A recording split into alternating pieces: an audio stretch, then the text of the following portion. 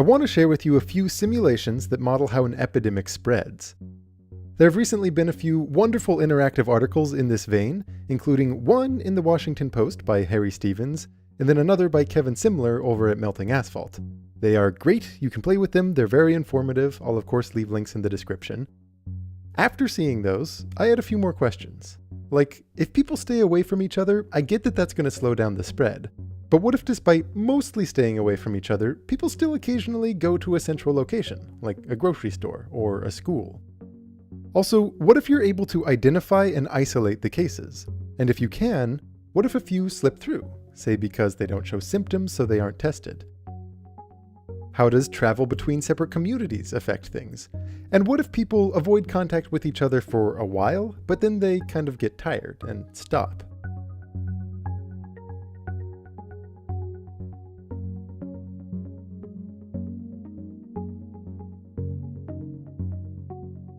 We'll explore these questions and more, but first, let's walk through how exactly these models will work. Each simulation represents what's called an SIR model, meaning the population is broken up into three categories: those who are susceptible to getting the disease, those who are infectious, and then those who have recovered from the infection. So people who are immune don't play into it.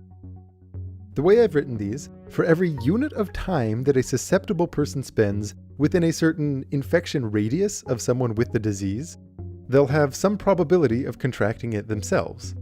So we're using physical proximity as a stand-in for things like shaking hands, touching the same surface, kissing, sneezing on each other, all that good stuff. Then, for each infectious person, after some amount of time, they'll recover and no longer be able to spread the disease. Or if they die, they also won't be able to spread it anymore. So as a more generic term, sometimes people consider the R in SIR to stand for removed. This should go without saying, but let me emphasize it at the start anyway. These are toy models, with a tiny population, inevitably falling far short of the complexities in real people and larger populations. I am not an epidemiologist, so I would be very hesitant to generalize any of the lessons here without deeper consideration. That said, I think it can be healthy to engage the little scientist inside all of us and take the chance to be experimental and quantitative, even if it's in a necessarily limited fashion, especially if the alternative is to dwell on headlines and uncertainty. We'll start things simple and layer on more complexity gradually. In these first few runs that you're looking at, everybody is simply meandering around the city in a kind of random walk, and the infection follows the rules that we've laid out.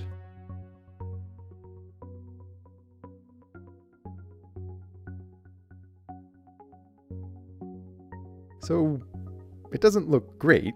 After not too long, almost everybody gets infected.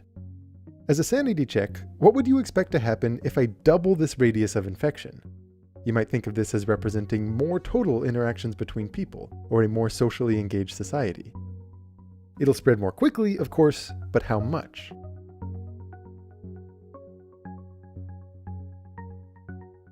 It's actually very drastic. Within a short time span, the majority of our little population is infected simultaneously.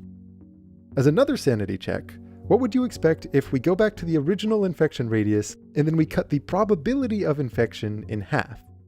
Remember, the way this is running, for each day that a susceptible person is within that radius of an infectious person, they have some probability of becoming infected. By default, I've set it to 20%, but this is the number that we're now going to cut in half. You might think of this as better hand washing, better cough protection, and less face touching.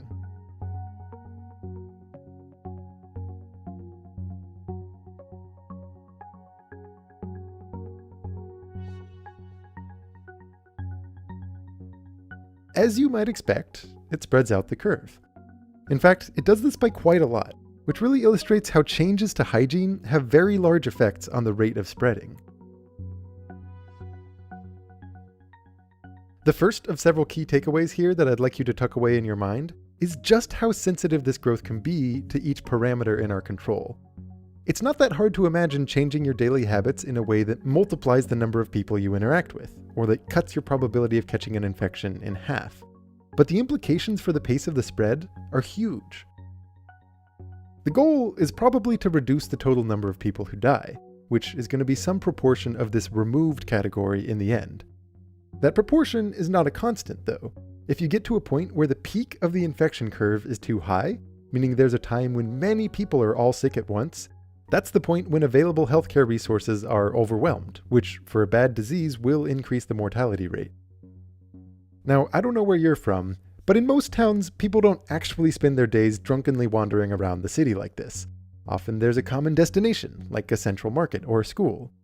In our model, if we introduce some central spot like this that people regularly visit and then return from, it's, well, just look. One of the main things I was curious about is how to mitigate this effect, and that's something we'll examine in just a bit. Another feature that we could include is to have a few separate communities with transit between them. Every day, each person will have some probability of traveling to the center of another community and then going about their usual routine from there. All of that is our basic setup, so now the question is, what actions help to stop this spread? What is by far most effective is to identify and isolate whoever is infectious, for example, with good testing and quick responsiveness. In our simulations, once we hit some critical threshold of cases, we're going to start sending people to a separate location one day after they have the infection. This is, of course, a stand-in for whatever isolation would look like in the real world. It doesn't have to literally be transporting all the sick people into one sad box. Unsurprisingly, this totally halts the epidemic in its tracks. But what if when you're infected, you have a 20% chance of not getting quarantined? Say because you show no symptoms so you don't get tested, and you go about your day as usual. We're going to illustrate these people that have no symptoms using yellow circles instead of red. Obviously, this will have a result somewhere between a total quarantine and doing nothing, but where on the spectrum would you predict it'll be?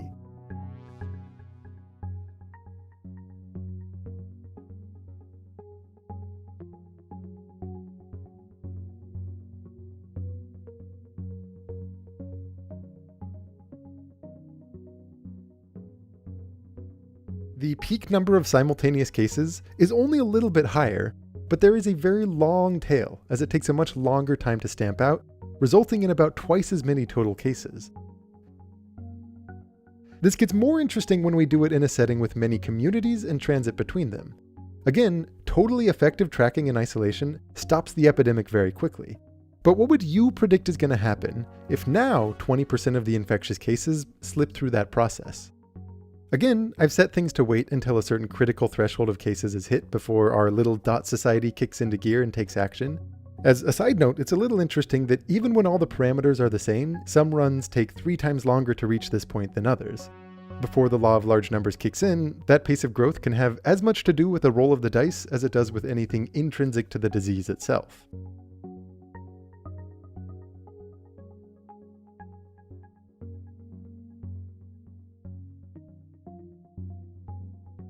This leaky quarantining effort definitely flattens out the curve, but it is a much thicker tail and it takes a much longer time to track down all the cases, with over half the population getting infected this time.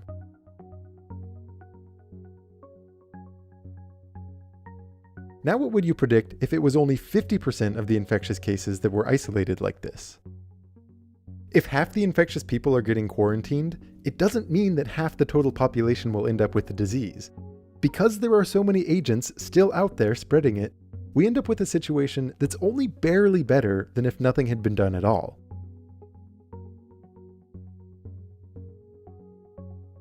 A second key takeaway here is that changes in how many people slip through the tests can cause disproportionately large changes to the total number of people infected.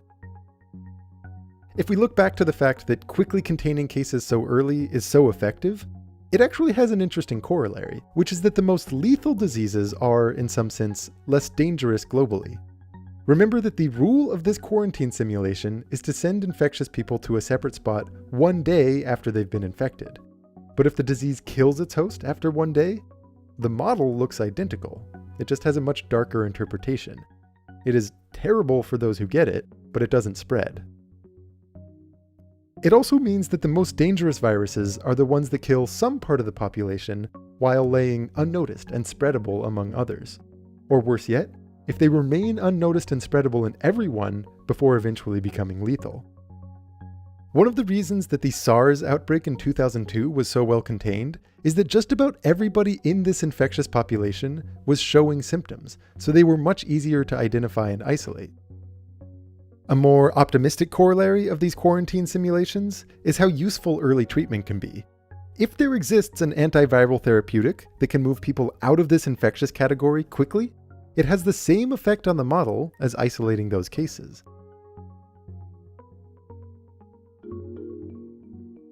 But let's say you don't have widespread testing or antiviral therapeutics. Well, let's introduce a new parameter here, which is how much people try to avoid each other. Let's call it the social distance factor. In these animations, I'll apply it as a repulsive force between people and have them glow yellow when they feel just a little too close to their neighbor. This has the sad but kind of cute effect that when our little agents are social distancing, they often end up trembling near the edge of their box. No isolation is perfect, though, so every now and then, even those repulsed by each other will kind of jiggle close enough to get infected. The point is that those interactions are much rarer. Let's take a look at 4 separate runs here. In each one of them, after we hit 50 cases, I'll turn on social distancing. But in the top left, we'll turn it on for everybody. In the top right, we'll turn it on for 90% of the population. In the bottom left, for 70% of the population. And in the bottom right, for only half the population. What would you predict is going to happen?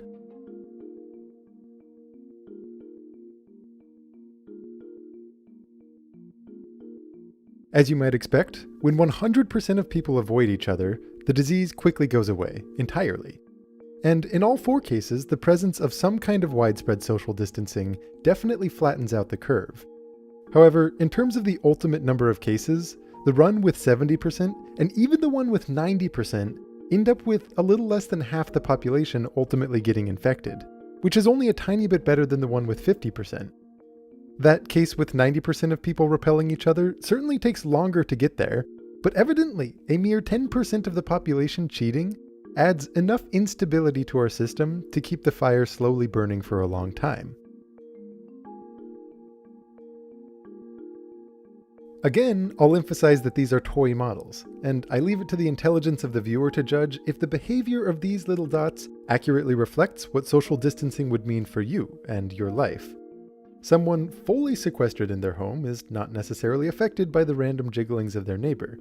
But then again, few of us genuinely live independently from everyone else. Insofar as these models aren't outlandish, the third key takeaway is that social distancing absolutely works to flatten the curve, but even small imperfections prolong the spread for a while. Now let's look at that setup with 12 communities and travel between them. By default, I have it set so that every day, each agent has a 2% chance of traveling to the center of a different community. Now let's try a run where once we hit 100 cases, we cut down that travel rate by a factor of 4 to only 0.5%. What would you predict is going to happen?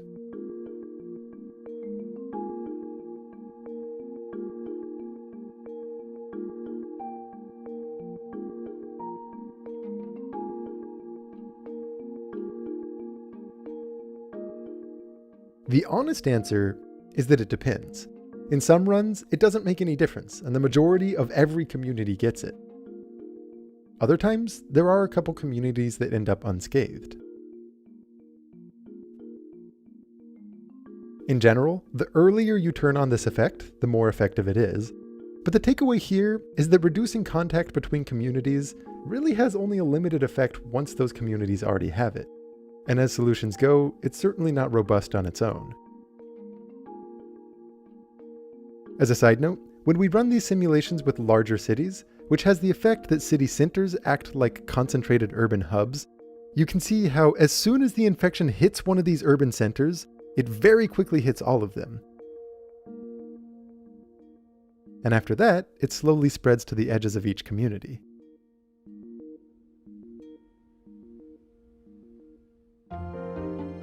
Let's take a moment to talk about how to quantify this spread. Consider one person with the disease, and then count how many people they infect while they have it.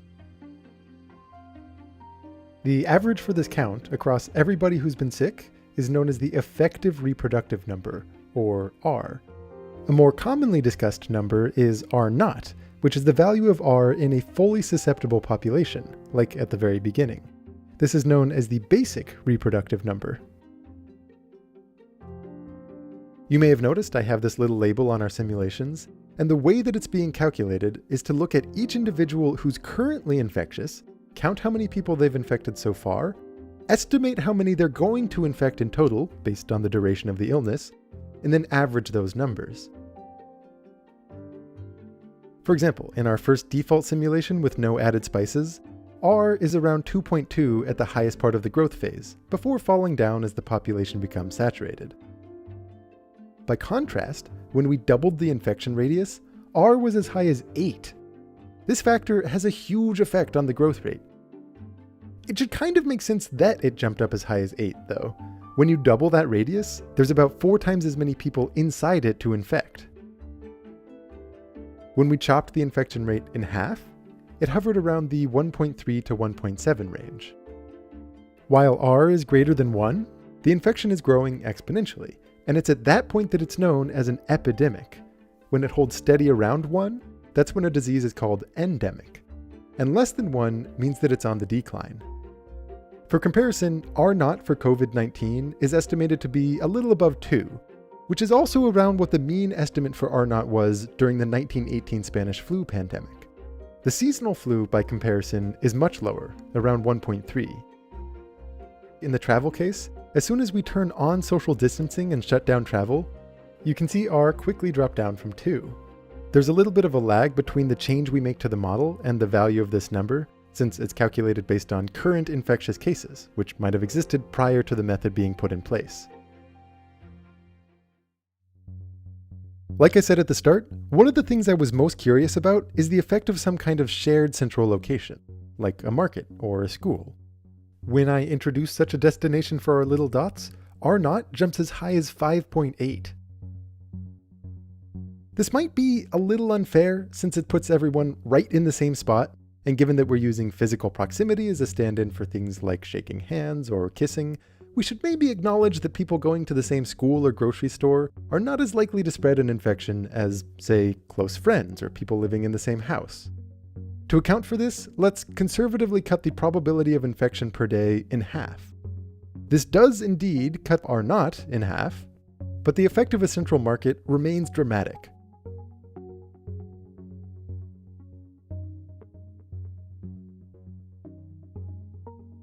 Now let's try a run where, after some threshold is hit, we turn on social distancing, but people still go to that central location the way they did before.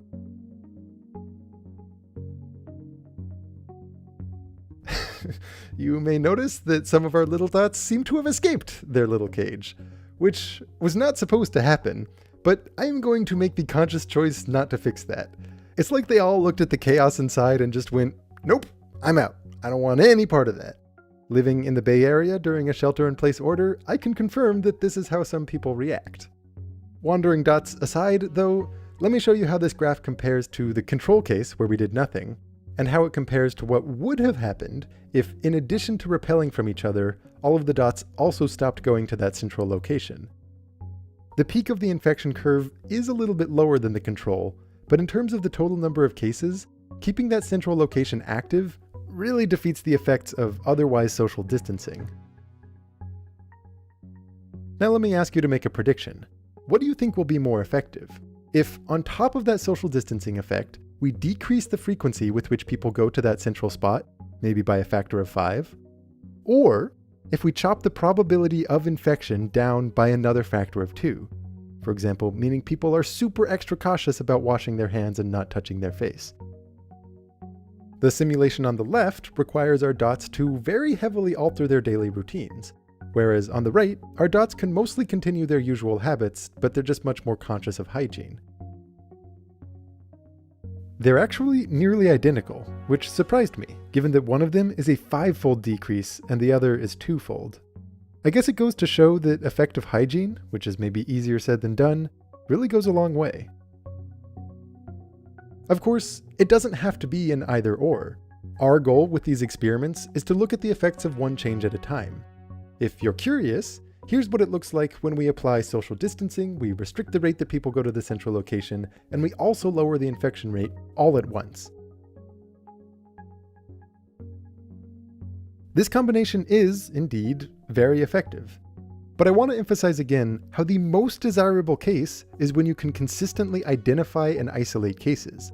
Even in this central market simulation, which left unchecked gives a huge conflagration, being able to do this effectively still halts the epidemic. And our little dots don't even have to be repelled by each other or stop their trips to the central spot.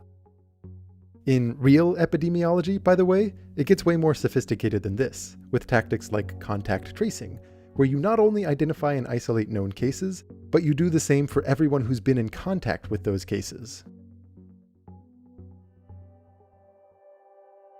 Given the time that I'm posting this, I imagine there's some expectation for it to be a PSA on social distancing. But to be honest, that's not really my own main takeaway. To be clear, when it's needed, like it is now, social distancing absolutely saves lives. And as we saw earlier, when people cheat, or when they continue to regularly meet at a central spot, it has a disproportionate effect on the long-term number of cases. The uncomfortable truth, though, is that while the disease still exists, as soon as people let up and they go back to their normal lives, if nothing is in place to contain the cases, few though they might be, you'll just get a second wave. After making all of these, what I came away with more than anything else was a deeper appreciation for disease control done right, for the inordinate value of early widespread testing and the ability to isolate cases, for therapeutics that treat these cases, and most importantly, for how easy it is to underestimate all that value when times are good. I'm writing this during a pandemic, when some viewers may be able to identify a little too well with the trembling dots retreating to the edge of their box. But in the future, many people will be watching this during a pandemic that never was, a time when a novel pathogen that could have spread widely if left unchecked was instead swiftly found and contained. Those would-be pandemics never make it into the history books, which is maybe why we don't value the heroes behind them the way that we should. Living in a world with widespread travel and vibrant urban centers does make fighting the spread of a disease an uphill battle. That's absolutely true. But that same level of connectedness means that ideas spread more quickly than ever. Ideas that can lead to systems and technologies that nip these outbreaks in the bud. It won't happen on its own, and it's clear that we sometimes make mistakes, but I'm fundamentally optimistic about our ability to learn from those mistakes.